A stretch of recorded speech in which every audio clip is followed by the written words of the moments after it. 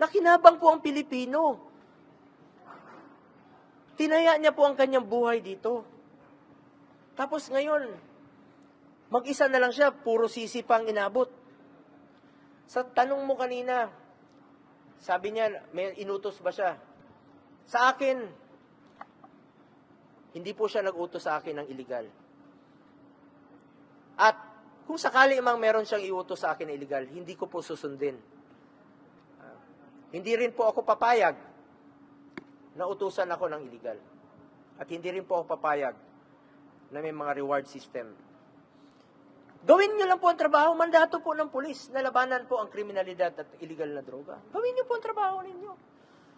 Kaya nga po kami full support sa inyo, sinusuportahan namin kayo sa inyong trabaho. Pero sa inyong operations, hindi ho ako nakikialam. Hindi po kami nakikialam dyan.